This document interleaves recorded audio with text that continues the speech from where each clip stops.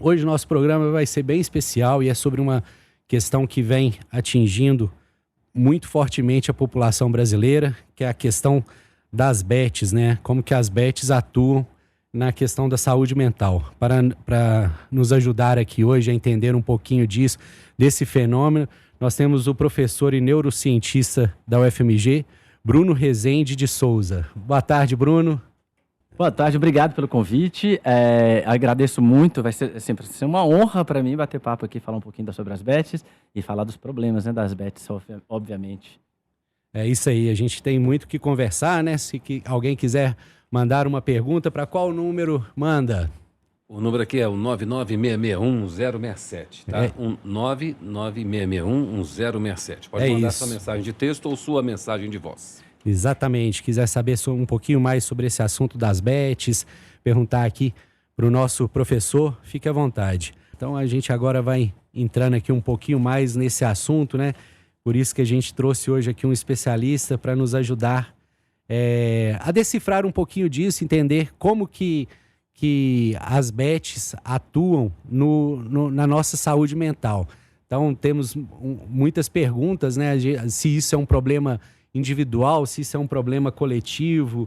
Então, para começar, eu queria, Bruno, que você falasse um pouquinho assim, na sua opinião, o que explica esse crescimento tão rápido e essa explosão das apostas esportivas no Brasil, pensando que no governo Bolsonaro foi liberado e no governo Lula foi regulamentado. Então, nós temos 6 anos, mais ou menos, aí de bets no Brasil, né? Um fator que é muito forte para...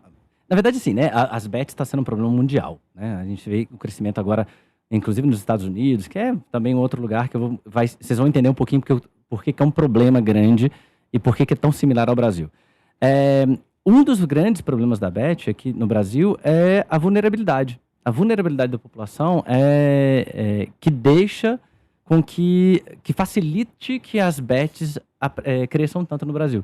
Porque quando a gente pensa em bets é venda de um sonho que não existe, né? O tempo todo é venda de um sonho que não existe. É você sonhar que você não vai ter o estresse de tentar sobreviver por falta de comida, ou o estresse pelo medo de você não ter um lugar onde morar, o estresse de você ter que trabalhar muito e não conseguir passar o tempo com sua família. Isso é um problema que também está tendo nos Estados Unidos. Então, isso é um tipo de vulnerabilidade que cria um ambiente, um contexto favorável para abuso. E as bets fazem isso, né? Elas vendem um sonho que é impossível, que é raro de acontecer, na verdade, vou falar assim, é praticamente impossível, e as pessoas ficam investindo nisso, já que a ilusão daquele delírio coletivo que nós temos, que chama meritocracia, né? Porque a gente fica aquele delírio que a gente fala assim, se eu fizer esforço, eu vou ganhar dinheiro, se eu fizer esforço, eu mereço ganhar algo. Mas a gente não ganha. Está todo mundo desesperado, trabalhando muito em cima para ganhar alguma coisa e não consegue ganhar. Então, o que acontece? A pessoa que está nessa vulnerabilidade, sentindo que ela trabalha muito, que ela se esforça muito para ganhar algo e não está ganhando, ela fala, então uma alternativa, seria uma bet. E aí, então, esse contexto de estresse social, de uma sociedade, de um estilo econômico social que nós inventamos, cria toda uma vulnerabilidade e uma facilidade de pessoas aproveitarem da nossa vulnerabilidade. E a bet é isso. Se a gente parar para pensar, é essa constante venda de um sonho impossível, utilizando mecanismos que a gente vai bater papo agora, principalmente em relação ao sistema de recompensa no cérebro, né? Utiliza e aproveita muito desses mecanismos orgânicos, naturais do nosso corpo, que é busca por prazeres e fuga de estresse, óbvio, né? Qualidade de vida, né? Quando a gente vai pensar nisso. Então, eles tiram proveito dessas vulnerabilidades, vendendo esses sonhos através de mecanismos cerebrais que nós temos, que são naturais ao longo da evolução, e ganham muito dinheiro em cima disso, né? Então, é um sonho falso, impossível, e que causa essa vulnerabilidade. E como é que funciona um pouco esse mecanismo de recompensa no cérebro, assim, de quem aposta? Boa, tá. Isso é bem interessante porque... Pelo seguinte, eu vou dar um exemplo, gente, para vocês entenderem qual que é a ideia do esquema, tá? Como é que funciona em relação ao cérebro, ao longo do desenvolvimento, da evolução, tá? Imagina o cérebro como se fossem... o cérebro são vários neurônios, tá? Um monte de neurônios, e eles são todos conectados. E o nosso cérebro forma memórias. Então, nossas experiências de vida formam memórias. Como é que formam essas memórias? Tem uma frase famosa na neurociência que a gente fala assim: neurônios que disparam juntos, eles se conectam, aí formam redes neurais. Os famosos circuitos neurais. E eles são formados através de formação de circuitos mesmo, de neurônios que são disparados juntos, tá? Então, ativar neurônios juntos formam redes, circuitos neurais. Beleza. Então, essa é uma premissa forte dentro da neurociência, que, a gente aprende, que é o que faz a gente aprender coisas, formar memórias. Bom, mas para formar memórias dentro da evolução, dentro do processo evolutivo, uma coisa que ajuda bastante na formação das memórias são o que a gente chama de valências emocionais. Criando termos não técnicos, emoções. Tá? Então, emoções fazem com que a gente forme memórias mais fortes.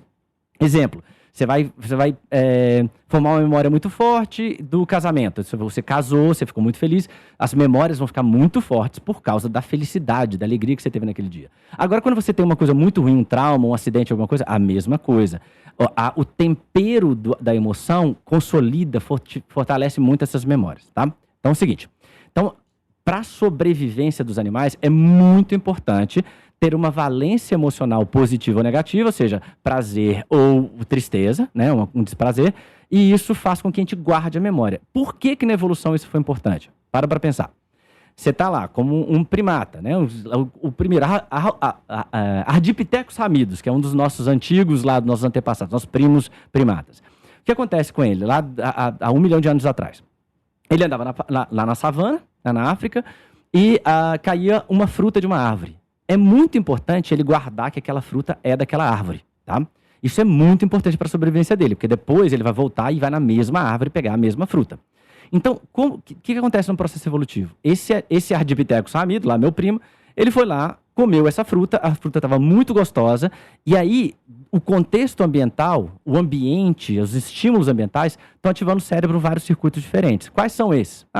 Da minha visão, que fica lá atrás do cérebro, está pegando essa informação que, tem uma árvore, tem essa cor, do lado tem um laguinho, tem essa pedra e tal. Guardou a memória do lugar, tem o cheiro do lugar, tem os sons dos animais que estão em volta. Isso tudo criou uma imagem mental, tá? Aquela imaginação, aquela memória, guardando todas as informações, ativando vários circuitos neurais diferentes. Aí vem, você come a maçã, dá um pico de dopamina numa região do cérebro que chama núcleo accumbens. Gente, eu sei que é um nome feio, tá? Mas só para guardar, tá? Então, chama núcleo accumbens, libera dopamina naquela região. O núcleo accumbens, ele fala o seguinte: olha, tá vendo isso tudo aqui de memória que o cérebro tá guardando? Isso é gostoso. E aí guarda esse prazer, essa coisa muito gostosa. E isso é muito importante para a sobrevivência, porque a próxima vez que esse meu primo estiver andando ali na savana, ele vai falar o seguinte: olha, essa árvore, essa pedra, esse laguinho, significa que eu estou próximo daquela fruta, daquela árvore que tem aquela fruta que é muito doce e que vai me alimentar. Então isso cria contextos e vai criando memórias. E o prazer é um bom carimbo para falar, fortalece essa memória. Igual tristeza também, tá, gente? Emoções são muito boas para consolidar a memória, para fortalecer essa memória. Beleza. Então o que acontece? Então, já que a gente tem um mecanismo já primitivo, muito antigo na evolução, que fortalece esses circuitos neurais, que criam essas valências positivas, para que a gente repita um comportamento, e aí faz a gente repetir de novo. Por quê? Porque eu quero comer. E eu tenho que ir no mesmo lugar, porque é onde tem comida. Bom, isso cria mecanismos naturais que, num ambiente favorável, ajuda a gente a ter prazer na vida e dar qualidade de vida. Isso é muito importante. Bom, qual que é o problema nesse aspecto? É que quando uma pessoa ela tem só aquele prazer, se uma pessoa não tem enriquecimento ambiental, se uma pessoa vive numa escassez, e a escassez de prazeres, essa pessoa só vai buscar um tipo de prazer. Pensa de novo no meu primo lá, Ardipithecus ramidos, tá? Ele tá andando no meio da savana. Aí tem uma árvore que é uma árvore de maçã, uma árvore de uma uva, uma outra árvore que é de laranja. Ou seja, são vários prazeres diferentes que ativam o meu núcleo accumbens, liberam dopamina lá, e aí me deixa empolgado e eu vou tendo vários, eu vou ficar variando de prazeres que eu quero. Bom, agora imagina se você tem um lugar que só tem uma árvore, você só vai naquela árvore. Quando você pensa em escassez, em uma situação em que você tem escassez, por exemplo, de prazeres, você só vai em um prazer. Agora imagina, então, vai levar a vulnerabilidade de uma pessoa. Imagina uma pessoa que a gente vive no mundo capitalista, em que todos os nossos prazeres, eles são comprados. Então, por exemplo, eu tenho 47 anos, tá, gente? Aqui não dá para vocês verem minha cara, tá? Mas eu tenho cara de mais novo, mas eu tenho 47 anos. É só acessar o Instagram do Citraen, que vai estar lá a foto do professor Bruno, para todos verem. Os 47, ele tá aumentando uns 10 aí, viu, gente? mentira, 47. Mas aí o que acontecia? Quando eu ia jogar futebol, eu jogava bola na rua, né? E quando eu ia jogar futebol na rua, era de graça. Eu ia jogar bola na rua de graça. Eu ia jogar bola na quadra da praça de graça. Hoje, eu tenho que pagar a mensalidade para jogar futebol. Eu ia no cinema, o cinema era muito mais barato que hoje. Hoje, gente, pra gente ir no cinema com a namorada ou com o namorado, ou com a família, se for com filhos, você gasta pelo menos uns 60, 70 reais. Se você comprar uma pipoca, é muito caro. Aí, para você ir pro lugar, num lugar onde não tem transporte público gratuito, é caro, é mais 40 reais para você ir. Então, o que aconteceu? O modelo capitalista, ele, apesar de algumas pessoas dizerem que ele é bom para a liberdade, o capital, ele é limitador de liberdade. Ele me tira as liberdades.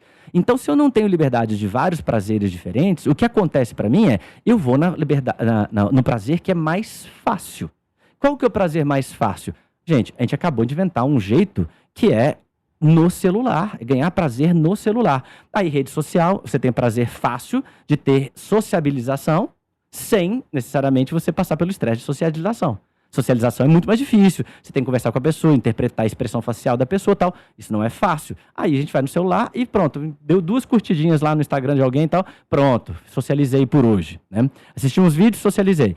Aí a gente pensa o seguinte, e aposta? Aposta também sempre existiu, obviamente. Mas você tinha que ir lá na caixa, você tinha que ir lá no lugar para apostar. Aí demorava, era tudo mais difícil para você apostar, né? Agora não, tá na palma da mão. E na palma da mão, uma coisa fácil de você acessar, de te dar prazer, porque você tem a sensação de que você vai que você vai ganhar alguma coisa. Bom, aí tem um segredo que é muito legal para a pessoa entender em relação a neurociências. O núcleo accumbens está envolvido com prazer. Então, quando libera dopamina no núcleo accumbens, forma a memória do prazer, dá prazer. Tá, eu não contei um segredo que tem a mais. Antes da gente ter o prazer, quando a gente tem expectativa, tem um pico de dopamina também no núcleo accumbens. A gente chama isso de expectativa. É a hora que você fala o seguinte, eu vou me motivar para ter o prazer. Vou dar um exemplo para o pessoal entender de novo. Você está querendo ir lá para balada. Você vai para balada, vou da minha geração, vai para boate ou discoteca, tá? Mas hoje eu não sei como é que a galera fala. Então, aí você vai para sair à noite. Para você sair à noite, você tá afim de alguém, você vai ter que se arrumar. Gente, é um saco se arrumar. Se você vai passar maquiagem, se você vai passar alguma coisa no cabelo, se você vai... você vai fazer alguma coisa, você vai se arrumar muito, você gasta muita energia, você tem que ter motivação, porque você acha que depois você vai conquistar aquela pessoa que você tá afim. Beleza. Esse processo de direcionar, de gastar energia na motivação, para no futuro, possivelmente, você nem sabe se vai, possivelmente você vai ganhar, vai ter prazer, você vai conseguir dar o beijo naquela pessoa, você vai conseguir ficar com aquela pessoa, esse processo também tem liberação de dopamina. Então a dopamina, num sistema de prazer, você tem um primeiro pico de dopamina no núcleo accumbens para te motivar, dar energia, direciona seu comportamento, e um segundo pico de dopamina que tá vendo? Foi bom. Então vai ser bom, o outro foi bom. Beleza. Então, o primeiro pico de dopamina é muito importante. O que eu quero dizer com isso? Quando você está com o celular na mão e você vai jogar na bet, naquele momento já tem um pico de dopamina te motivando para que você jogue na bet. Então, ele já está te estimulando a ter prazer. Ele está falando, você vai ter prazer depois, tá? Tá, só aproveitando desse que você está falando, que nós recebemos uma pergunta da Ivani, lá do bairro Céu Azul, que ela pergunta, a compulsão por apostas, já que você está falando da expectativa do prazer e do prazer, é um vício comparado ao uso de drogas? Boa pergunta. Ivani, que ela chama? Ivani, sim. É lógico assim, depende de drogas. Eu acho que é muito legal a gente entender no geral, tá? Drogas, a gente coloca tudo num pacote, mas são muitas drogas diferentes. Tem drogas que não ativam o núcleo accumbens da mesma forma. Um exemplo seria o cannabis. A cannabis não ativa da mesma forma. Ela tem outras coisas que ela ativa, mas não vai para o núcleo accumbens. Núcleo accumbens, aí é crack, é cocaína. São drogas que realmente ativam muito forte essa região do núcleo accumbens e criam vícios muito pesados, tá? Então, dependendo do tipo de drogas. E aí, comparativamente com eles, é um pouquinho mais leve, mas é no mesmo mecanismo, tá? Então, uma pessoa que tem vícios... em relação às drogas, por exemplo, esses vícios, eles são comparativos, sim, às bets. Porque, e não só as bets, tá, gente? Tem gente que tem, por exemplo, vício à adrenalina, a fazer esporte radical. É o mesmo mecanismo. Tem gente que tem vício em sexo. É o mesmo mecanismo. Então, tem vários tipos de vício. A vício em comprar, mesmo mecanismo. Só que em níveis um pouquinho diferentes. Mas sim, Ivani, é comparativo, tem pequenas diferenças entre si, mas é muito importante ressaltar uma coisa muito legal, tá, Ivani? Que eu acho que vai complementar um pouquinho a sua pergunta. Então, tem o mesmo mecanismo. Mas, por exemplo, se uma pessoa tem o vício em comprar, o que a gente pode fazer? Se eu colocar outros prazeres para ela, para que ela não vá só no shopping, porque se a vida dela eu vou passear no shopping porque eu lá me distraio, a chance de você ficar o tempo todo tendo só esse prazer é maior, tá? Então, é bom enriquecer. Se você falar assim, vamos num café, vamos passear no parque, vamos fazer um piquenique, vamos brincar com os filhos, alguma coisa assim, você vai diversificar, você reduz que só tenha um caminho para o prazer. E a mesma coisa para as drogas. Então, é similar e os caminhos de como evitar esses problemas são similares também. Dá para você enriquecer o ambiente. A gente chama de enriquecimento ambiental e enriquecimento social em termos técnicos científicos, tá? Isso significa, assim, no termo normal, criar condições para a gente ter outros tipos de prazeres individuais e prazeres sociais com outras pessoas. Então, essas são as duas formas de a gente ajudar bastante a evitar que tenha esses vícios. A adicção. Hoje até a gente muda o nome, tá? O nome correto em neurociências, né? Na ciência a gente chama de adicção, né? Nem vício. Mas batendo papo com vocês vício, tá, gente? Então, tem jeito de mudar um pouquinho o vício, sim, e os mecanismos são bem similares. Existe um comportamento dentro das pessoas que estão viciadas em apostas que é o perseguir a perda, que é jogar de novo para tentar recuperar o dinheiro perdido. Como esse ciclo destrói a estabilidade emocional do indivíduo? Nossa, essa pergunta é muito boa. Tem uns trabalhos, até com um professor chama Leandro Malloy, um colega da psicologia lá da FMG, tá, gente? E ele consegue olhar a diferença de pessoas, de mecanismos, da parte genética de algumas pessoas e com o perfil dessas pessoas em relação ao vício, tá? E aí tem perfis de pessoas, por isso que não são todas as pessoas, tá? Tem pessoa que tem mutações que fazem com que elas tenham comportamento de risco. Então, elas sempre, toda vez que elas perdem alguma coisa, elas têm uma sensação de que, se eu tentar mais forte, ainda mais isso retroalimentado com uma cultura de meritocracia, que a gente fala assim, não, é só eu me esforçar um pouquinho mais, eu mereço. Aquela ideia de eu mereço. Aí, com essas pessoas com comportamento de risco, mais alimentação ambiental, ela vai querer mais e mais e mais e ela não vai parar de tentar. E aí, para escapar disso, a gente tem que ter pouco contato com as bets. Aí que é a sacanagem das bets. Porque o jogo online, o que ele faz? O tempo todo colocando pequenas dicas visuais, seja na internet, seja na televisão, seja na rádio, ou em influencers, para fazer com que a gente lembre que existe essa possibilidade de eu recuperar aquele dinheiro perdido. Tem algumas pessoas que não, tá, gente? Por isso que é muito legal. Nem todo mundo que vai jogar vai ter vício, tá? Vai ter o famoso ludopatia, que é o termo técnico para vício em jogos, tá? Em jogos. E aí o que acontece? Algumas dessas pessoas, se elas perdem, elas vão para um lado mais estável, mais confortável, ao invés de arriscar mais, porque ela fala, não vou tentar mais. Porque a gente sabe que tem aquela piada, pelo menos tinha muito na minha infância, que jogo, aposta, imposto para pessoa que não é inteligente, tá? Era basicamente essa brincadeira que a gente fazia naquela época, né? E é basicamente isso, a pessoa reconhece que ela não vai ganhar de volta e aí ela não tenta mais. Agora, se uma pessoa tem esse perfil de tentar ou no próprio vulnerabilidade, ela fala, não é possível, eu tenho que consertar essa minha vida. Aí ela fica vulnerável para bancos, que vão cobrar grandes fortunas, né, de juros, ou vão ser vulneráveis para bets. Então ela vai perder dinheiro de alguma forma. É sempre muito cruel o fator vulnerabilidade em conjunto com esses fatores genéticos. Isso. Muito importante esse aspecto que você conta pra gente do enriquecimento ambiental, né? Quando a pessoa, quanto menos opções ela tem, mais fácil ela entrar nesses gatilhos que aprisionam, né? Nessas Exatamente. Questões, assim, sempre quando a gente vai ver a questão das drogas, da questão das bets, assim, raramente uma pessoa com boas condições financeiras, uma boa estabilidade familiar, econômica, estrutural, de amigos, ela se afunda. Há casos, mas ainda tem esse suporte. Ela consegue reerguer, né? Porque tem isso, né? A sociabilidade, o enriquecimento, as possibilidades, né? Isso que é uma questão que é muito... Até seguindo nesse tema, isso a gente vê até animais. Quando a gente vai fazer pesquisa em laboratório, por exemplo, eu trabalho muito com camundongos, né? Com peixes que a gente olha esses aspectos, as sinalizações do cérebro. Tem uns experimentos clássicos dos anos 80 que eles colocaram o seguinte, eles colocaram um rato dentro de uma caixa e essa caixa tinha uma alavanca que se ele apertasse ele ganhava cocaína, tá? E aí, o que acontece?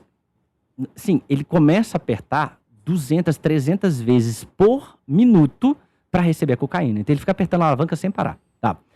E aí eles viram. Overdose. Exatamente. Não, e é loucura, porque tem que cortar, porque ele não para. Bom, aí o que acontece? Quando você coloca ele com um brinquedo, alguns brinquedos em volta, ele começa a ter outras atenções, outros objetos para ele ter atenção. Cai para aproximadamente 60% do vício dele. Então, só o fato de ter outras coisas em volta dele para ele brincar, já cai. Se você colocar mais um rato na mesma caixa, ou seja, ainda tem a interação social, cai para 30%, 20%. Isso é muito interessante, porque quando a gente vai pensar em vícios, a adicção, ela é um transtorno. E ele é um transtorno, a adicção é um transtorno, que ele não é só do cérebro. Eu acho isso muito importante. Gente, eu sou neurocientista, tá? Eu tenho viés. Eu sou apaixonado com o cérebro. Se você colocar uma fatia de cérebro, você vai olhar os neurônios. Eu sou apaixonado. É a minha profissão. Eu sou cientista de cérebro. Mas eu tenho total noção que o cérebro não é o centro do mundo. O cérebro faz parte de um conjunto, de um corpo, e esse corpo faz parte de uma população. Então, o contexto ambiental, o contexto social, influencia muito, muito na atividade cerebral. Certo. Aproveitando esse gancho do contexto social, da questão também, os jovens e adolescentes, eles são mais vulneráveis aos efeitos e aos apelos da BET, e por quê? Sim, totalmente. Nosso cérebro, ele se desenvolve em fases diferentes. São muitas regiões complexas no cérebro, tá, gente? O cérebro, por exemplo, a parte do visual, da parte que forma a imagem visual, a nossa visão, fica atrás do cérebro. No meio, assim, das laterais do nosso cérebro, tem a parte motora, na parte da audição, fica do lado da orelha e tal. Então, você tem regiões diferentes, tá? E tem regiões que elas são integrativas, elas integram várias informações. Então, o córtex frontal, o lobo frontal, ele está envolvido muito com integrar informação e tomar decisões, tá? E aí o que acontece? Ao longo do desenvolvimento do cérebro, o cérebro ele não amadurece homogeneamente, não é tudo ao mesmo tempo. O visual, por exemplo, ele amadurece quando o bebê acaba de nascer. Quem é mãe já deve saber. O neném nasce, ele não consegue focar o olhar em você. Ele está formando circuitos neurais, ele está criando memórias daquele ambiente que ele está sendo estimulado, tá? Então, a mesma coisa na audição. Então, tudo isso é um processo de desenvolvimento cerebral. Qual que é uma das últimas regiões que desenvolve? O lobo frontal. E o lobo frontal está envolvido com tomada de decisão. Então, ele é muito importante para modular as atividades emocionais e alguns comportamentos impulsivos que a gente tem. Então, não é que a gente só tem comportamento impulsivo e o lobo frontal seria como se fosse um porteiro, não, tá?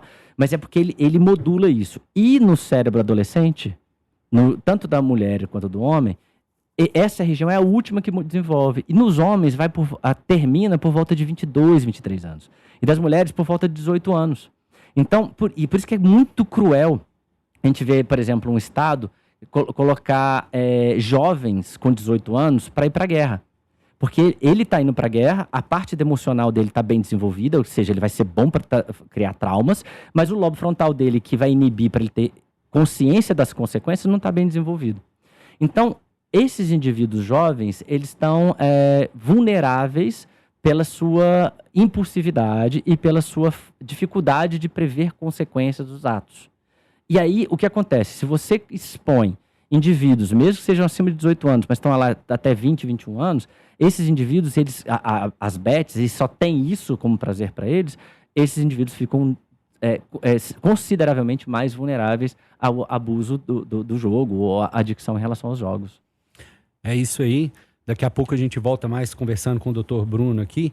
Tá muito interessante essa conversa. Temos uma pergunta aqui de uma ouvinte, a Nicole do Concórdia, no retorno a gente fala, né? Então a gente vai escutar agora a música Berimbau, de e com Vinícius de Moraes, né? O poetinha, que há 46 anos deixava esse mundo, né? e deixou um legado de muitas músicas e tudo. E depois da música já entraremos direto com Bola Dentro, Bola Fora, com o nosso amigo Rubens Goiatá. É isso aí, caríssimos ouvintes, estamos voltando aqui no nosso programa A Voz do Servidor. Acabamos de ouvir o nosso colunista semanal, Rubens Goiatá, né? Eu sou Rodrigo Freitas, estou aqui hoje conversando com o professor da UFMG, Bruno Rezende de Souza, né? Ô Bruno, no final aí da fala do Rubens, né, que costuma fazer um apanhado de todas as notícias que aconteceram nessa semana, ele falou um pouquinho de Copa do Mundo, né? E a Copa do Mundo acabou causando uma explosão no consumo de bets, né? E a presença constante de influenciadores, atletas, celebridades, as estratégias psicológicas que as bets utilizam, né? Como que todo esse arcabouço, toda essa propaganda, todo esse bombardeio constante de propaganda de bets atua na cabeça das pessoas, né? Na nossa cabeça, né? Não vamos colocar para fora, né? Mas a gente também pode ocorrer o problema com a gente, né? Essa é uma pergunta legal pelo fato de ser um problema antigo, tá? Na verdade, a pesquisa, a ciência, a psicologia sempre fez muita pesquisa sobre esse assunto para ver como que a gente consegue criar gatilhos ou dicas sem a pessoa nem ter noção do que está acontecendo e ela acabar tendo uma ação que é esperada pela outra pessoa. Geralmente, agora, principalmente, pelo mercado privado, né? Tem um trabalho de 1998, que eu sempre apresento nas minhas aulas, que ele é muito legal pelo seguinte: eles colocaram vinhos franceses e alemães dentro de uma loja, e por uma semana eles tocavam música alemã, e por outra semana tocaram só música francesa. E quase 90% dos vinhos vendidos, quando tocava música alemã, eram vinhos alemães. E quando eram música francesa, eram vinhos franceses. E toda vez que se perguntava, que o cientista perguntava, por que você escolheu esse vinho? A pessoa falava, porque eu quis. Aí você fala, mas a música influenciou ele? Nada, lógico que não. Então, ou seja, vários desses mecanismos neurais, eles acontecem sem a gente perceber e sem criar a consciência que está acontecendo. Bom, e aí isso tudo vai conhecendo através da psicologia, e a neurociência, o conhecimento da neurociência acabou de entender mais como isso funciona. Nós, neurocientistas, somos apaixonados para entender como a natureza funciona. Como ela vai ser aplicada, aí não é da nossa área. E aí que vem ética, sociologia, antropologia, e a turma que trabalha com essa área. E aí, esse é o lado que vira um problema. Por quê? Entendendo que isso tudo está por trás desses mecanismos, a gente entende também como tem valências emocionais, de novo, relacionadas a contextos que vão para as bets. Vamos lá, volta lá para o meu primo lá de Pitecos Ramidos, lá no passado, né? O que acontece? Quando ele foi se alimentar por uma fruta que era gostosa, ele guardou a memória que tinha uma árvore. E essa árvore, então, ele começou a ter um carinho com ela, porque ela é aquela árvore que vai dar aquela fruta que ele gosta, aquela coisa toda. Então, ele começa a criar aquele carinho com aquilo lá, e isso cria valências positivas, e essas memórias positivas. Então, quando ele vê uma árvore que é similar àquela em outro lugar, ele vai lembrar daquela fruta. Então, ele vai ficar querendo um prazer de comer aquela fruta. Beleza. Então, agora vamos lá. Vamos transferir essa ideia, essa elucubração, né? Essa invenção que eu tive aqui para dar de exemplo para vocês. Vamos colocar na vida real. Futebol no Brasil. Futebol no Brasil é um exemplo de um estímulo ambiental que a gente gosta, e é social, e é com amigos, é com eu, por exemplo, só assisto o jogo da Copa desde 90, gente. 86 eu tenho um pouquinho de lembrança, mas desde 86 para 90 eu assisto todos os jogos da Copa, de todas as Copas com o meu pai. Ele tem uma valência emocional muito forte comigo.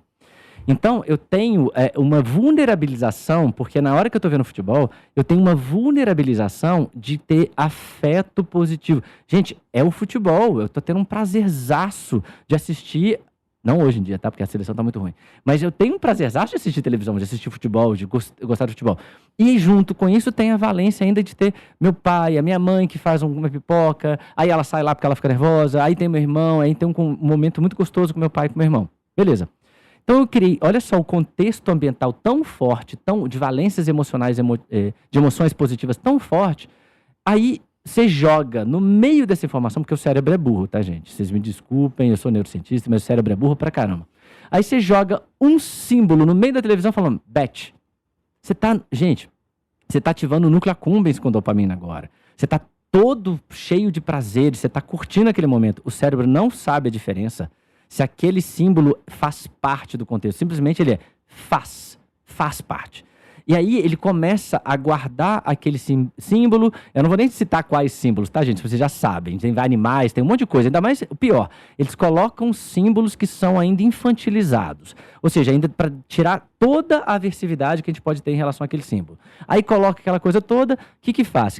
Eles, basicamente, o que essas empresas fazem é utilizar, hackear todo o nosso sistema que a gente tem de formação de memórias e repetição daqueles prazeres da nossa vida, agora para uma coisa que não tinha nada a ver com aquilo.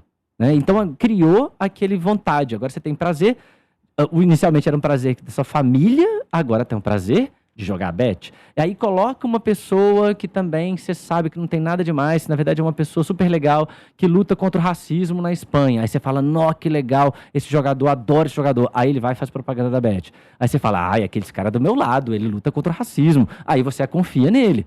Então, são estratégias muito cruéis e muito sádicas de utilizar mecanismos fisiológicos naturais do nosso cérebro, mas as vulneráveis com essa burrice que o cérebro tem, para criar essas valências, e aí deixam as bets mais leves. Se a gente colocasse os dados, gente, honestamente, se você colocar os dados de quanto que a gente coloca em bet, quanto que é gasto e que a gente perde, são centenas de bilhões de reais que não são para formação de produtos. Ou seja, não faz nem produto para a sociedade.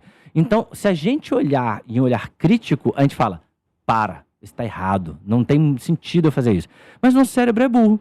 Aí o que acontece? A gente vê todas essas valências emocionais positivas, a gente acha tudo um contexto bonitinho, porque faz parte do meu pai, meu irmão, assistindo um jogo, com a mãe ali do lado, aquela coisa toda, e aí eu vejo aquilo como uma coisa normal, não uma coisa violenta mais. E é violento, né? Se a gente pensar em bets são sistemas violentos, porque eles são uma estratégia violenta de retirar dinheiro de pessoas que são vulneráveis. Certo.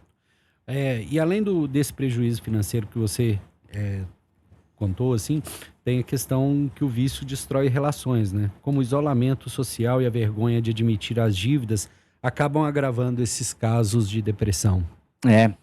Isso é outra coisa que é muito importante. Aí tem dois fatores, tá, gente, que é legal pra gente abordar.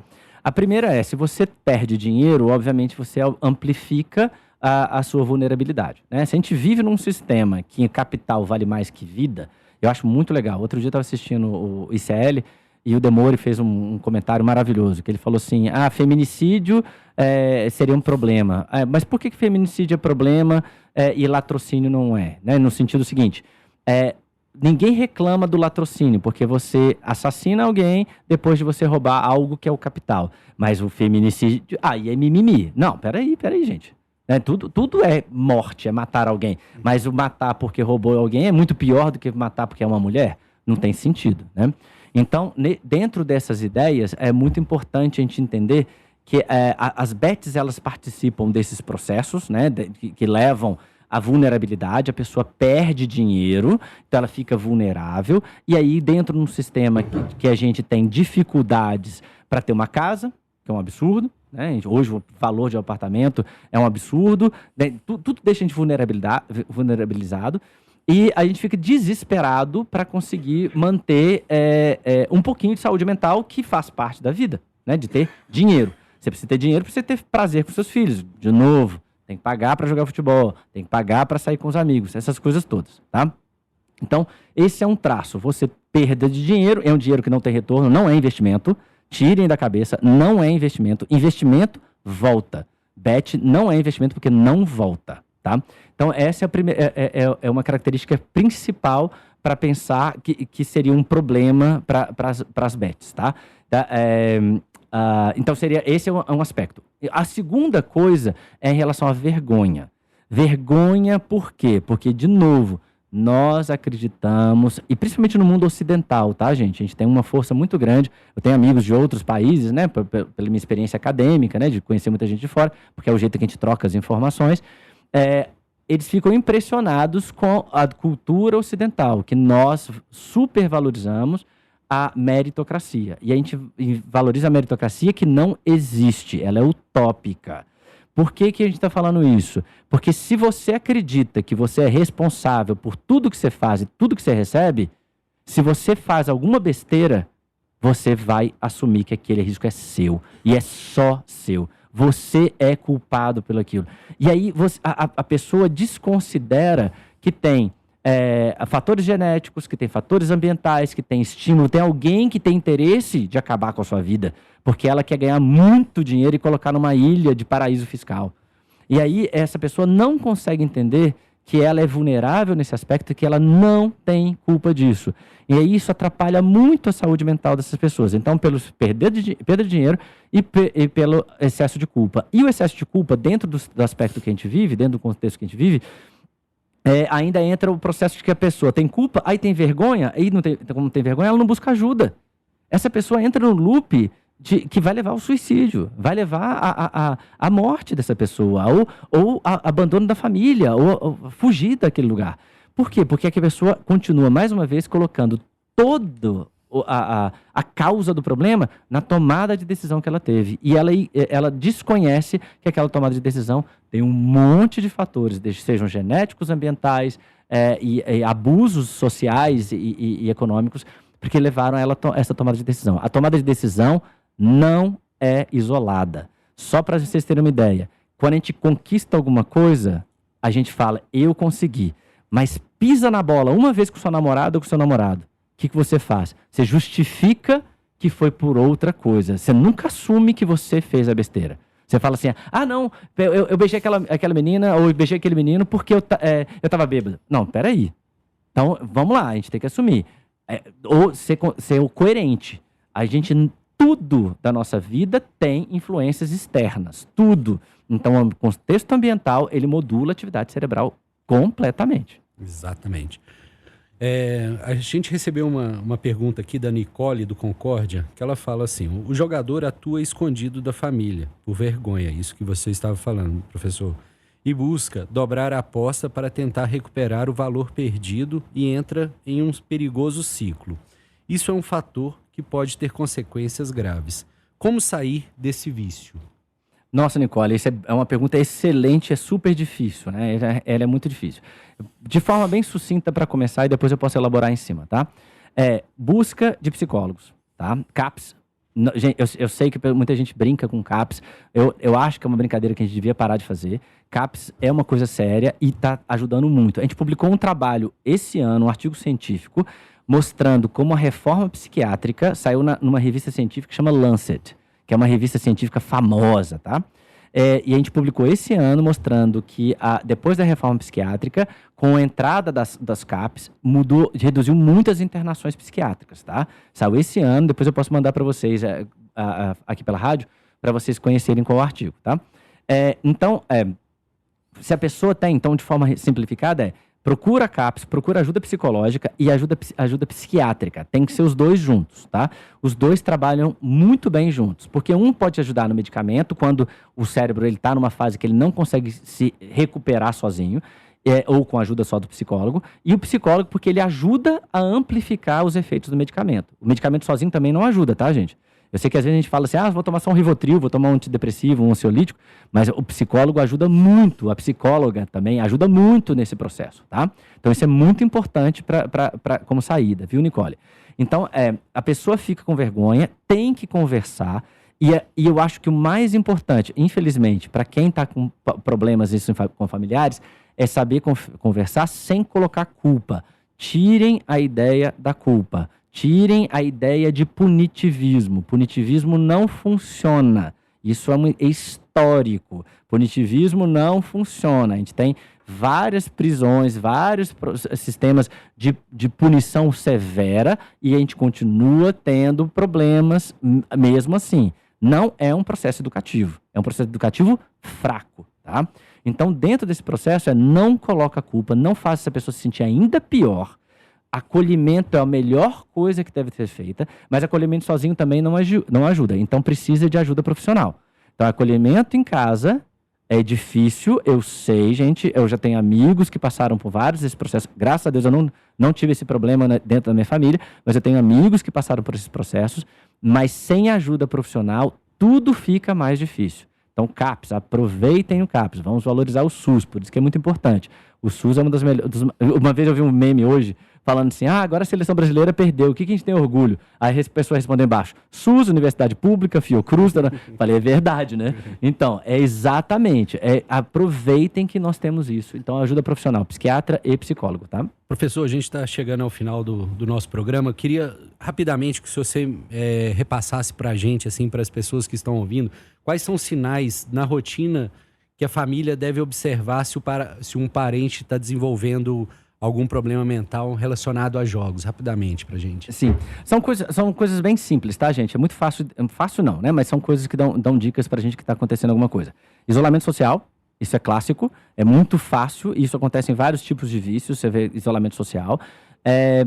O fato de ter assuntos que são muito direcionados e repetitivos, isso é outra coisa também que acaba mostrando pra gente. Mudança de comportamento, geralmente agressividade, então a pessoa fica mais agressiva, não que ela vai ser agressiva, gente, num jeito pior, assim, mais grave de todos, mas ela fica mais irritável. Então ela vai ficar mais irritável e principalmente se você tentar distrair ela daquela coisa que está dando prazer para ela ainda fica mais irritável ainda. Então são pequenas dicas de mudanças de comportamentos bruscas, isolamento social e esses comportamentos de irritabilidade muito fortes. São as grandes dicas para a gente identificar esses padrões. Ótimo, professor, aí todo mundo ficar atento a esses fatores, porque isso é um aspecto muito importante, né? Observar o outro, né? Esse talvez seja uma das questões mais importantes atualmente, né? A gente está observando muito pouco os que estão à nossa volta, né? Então isso que é essencial. Professor, quero agradecer muito a sua participação aqui no nosso programa Voz do Servidor. Quer deixar seus contatos, quer falar alguma coisa aí no encerramento? Fica à vontade, tá com a palavra. Eu queria agradecer, a primeira vez que eu venho aqui na Rádio Autêntica Favela, estou assim, muito feliz que eu estou aqui. Agradeço muito pelo convite.